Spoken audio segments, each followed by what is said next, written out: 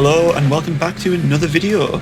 Back in Le Mans Ultimate again today, and we're back to doing the bronze daily races. GT3s at Spa is always a classic combo, and today we're in split one, so we're right up at the very pointy end of LMU players. I don't really belong here, so we'll see what we can do. We're starting from more or less the back of the grid. For full and complete disclosure, I had absolutely no practice for this race whatsoever. I simply signed up, jumped in and got racing. So we're back in the trusty and reliable Mercedes, and this time I've got my own custom livery. As always, if at any point you find yourself enjoying this video, please remember to hit the like button and subscribe if you want to see more. Fortunately for us, we've made it. We've got a slow Mercedes on the inside there, so let's see if we can try and get around him. Hopefully he backs out, which he hasn't done. We'll let him go through. Obviously not ideal, but better to survive for the whole race than try and win it in one corner. So I haven't done any LMU for a little while. I've been playing around with lots of different other sims such as EMR and lots of AMS2, actually lots of offline racing, just kind of enjoying it in a different sort of way, a different pace to sim racing rather than competitive racing. Well, I'll say competitive, like ranked competitive racing all the time, just enjoying other sims for what they are. Seeing sim racing is one of those things that, as someone pointed out to me, has an awful lot of tribalism in it. People tend to stick to their favourite sims, absolutely fine, but for me I really like to just sort of jump around between them and drive different things, experience different games in different ways, so keeps things interesting, at least in my experience. But when it comes to online competitive racing, LMU is right at the top of the pile. In my opinion, there is no sim that's doing it better right now.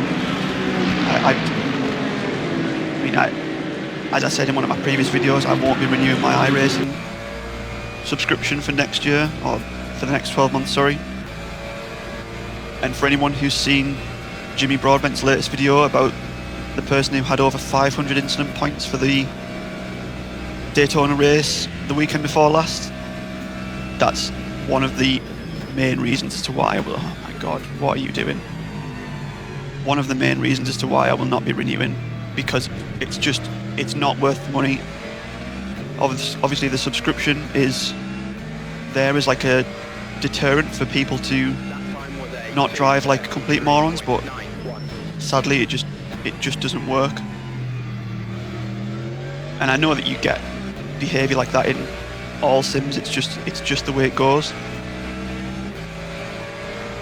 But when you're paying monthly for something, you would expect better. And that video that Jimmy had done on that instance just really isn't a good look for iRacing, in my opinion. But apparently they're looking into it for the next special event that they do, so we'll see what happens. But how there was no DQ limit for that, I'll honestly never know. So we go around the outside of this McLaren, who's going quite slowly, it seems. And whoever that was in the Corvette was very eager to make up places.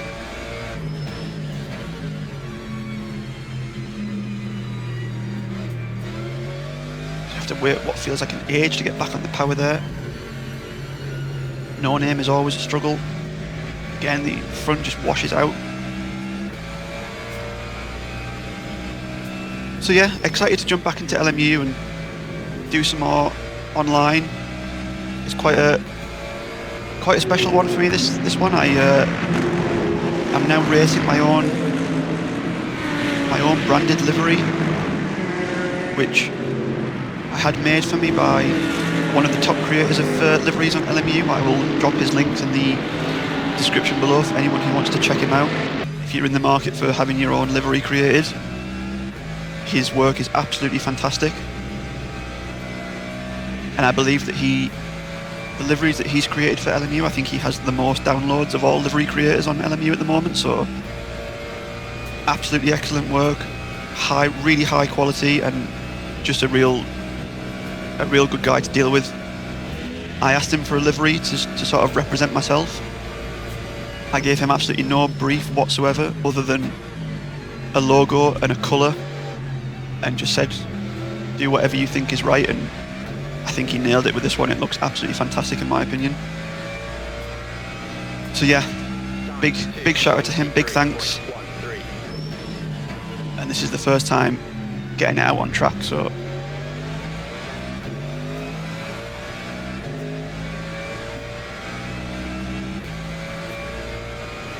we're up to 18th.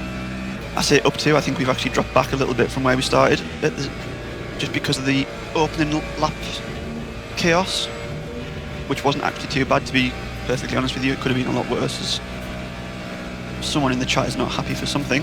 We'll have a look at that afterwards. Now I know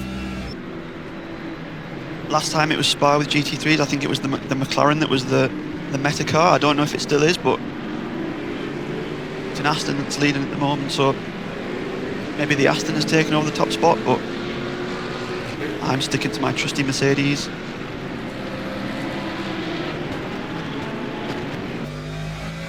So we'll see where we can get to. I mean, I do feel like I don't belong here because this is split one, and I don't have the pace that some of these guys have got. These are so rapid. I'm just your very average sim racer at best, as the back end really wants to step out there in P1.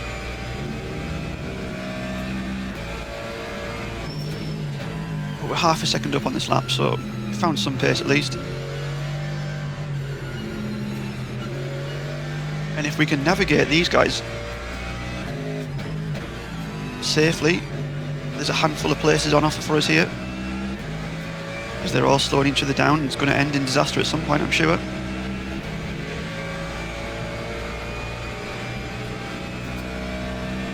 It has to be said that you don't actually see too many people driving the Corvette, so nice to see it on track.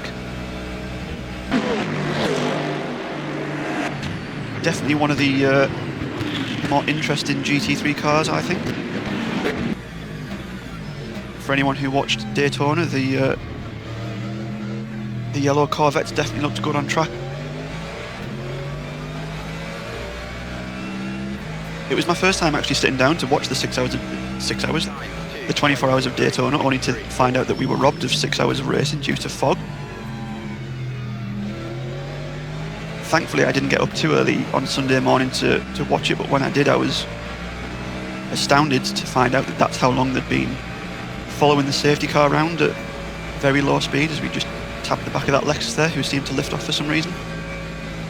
Oh, where are you going? Oh, Jesus.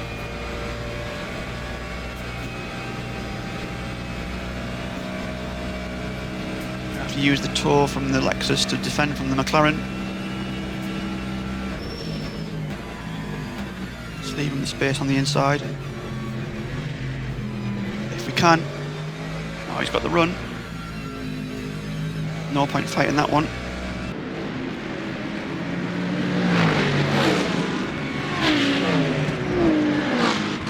Yeah, he just had the momentum there.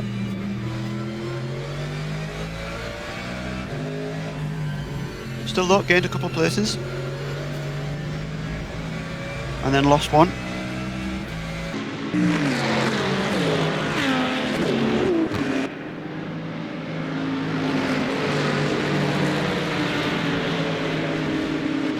Go back to what I said previously, that trying to drive and commentate is incredibly hard.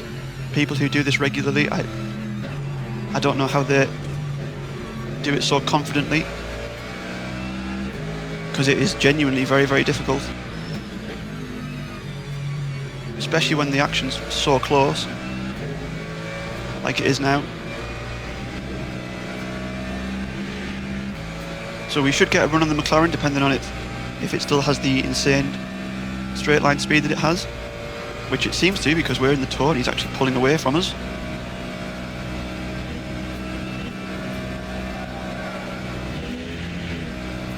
We're definitely too far back to think about a move. That would be very stupid. Let's just see if we can follow him and try and work our way forwards together. we do get a much better run, but I think it would be pointless to overtake into T1. He will just out-drag us at the top of the hill. Our best bet is to just follow him, try and make up some time to the guys ahead. It's halfway, so we've got 6 seconds to find to P13.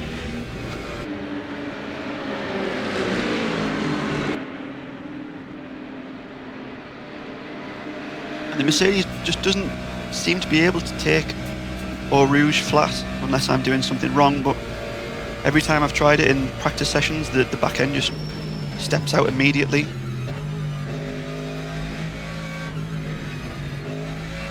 As we cut a lot of the curb there. Again, the front end just doesn't want to bite. We do have a little bit of damage on the front, so that's probably not helping us.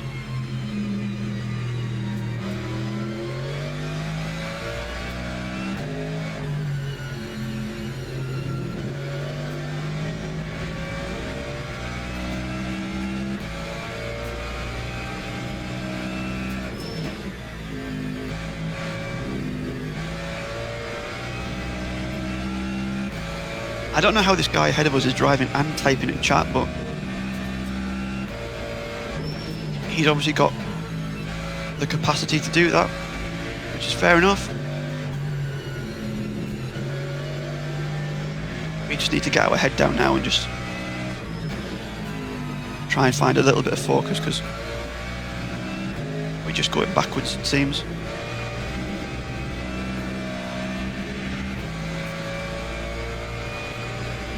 The Lambo's right behind us, definitely got the slipstream. Probably going to have to cover the inside into the chicane.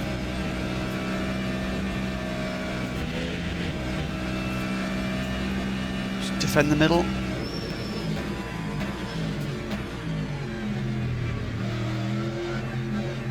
Good exit here, which fortunately we seem to get.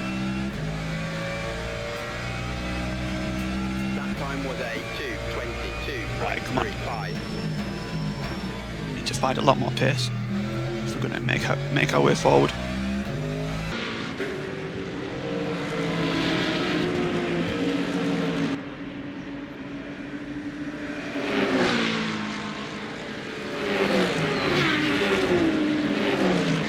The back end is so loose in Eau Rouge, so loose.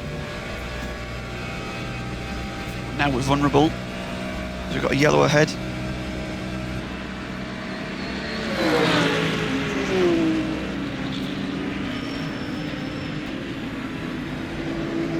Fortunately, we're much better at the brakes than the Lambo there.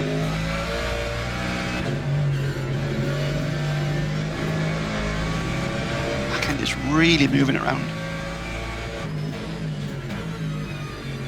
But the nice thing with this is that I can feel what's happening at the back of the car. I've been testing a bit of Rennsport lately just to satisfy my own morbid curiosity as to what that game is actually like, and it's not entirely horrible, but it's just the physics are just very odd. You can't really feel what the car is doing. The force feedback is okay. Ah, brilliant. I was fairly sure that I actually left enough space on the inside there, but maybe not. Maybe I could have done more. Let me know what you think in the comments below. It's frustrating, but it's just one of those things that happens in sim racing sometimes. You wouldn't necessarily expect it being in Split 1 and surrounded by the most trusted drivers on LMU, but it happens. It's frustrating, but we move on. I mean, to be completely honest, I probably should have spent a bit more time practicing for this race and qualified better, so that naturally we would have been higher up the order, but I don't really think I belong in Split 1. As always, if you've made it this far into the video, thank you so much for sticking around. If you've enjoyed it, leave it a like, and if you want to see more content like this, please do consider subscribing. Again, I can't thank you all enough to the people who have subscribed and really supported the growth. It's really been amazing to see. The subscriber count has shot up massively over the past couple of weeks, and I'm so grateful, so thank you very much to everyone who's hit that button. If there's something that you want to see more of or less of, just let me know in the comments below. I'm always open to feedback on how I can improve these videos, but until the next time, have a good one.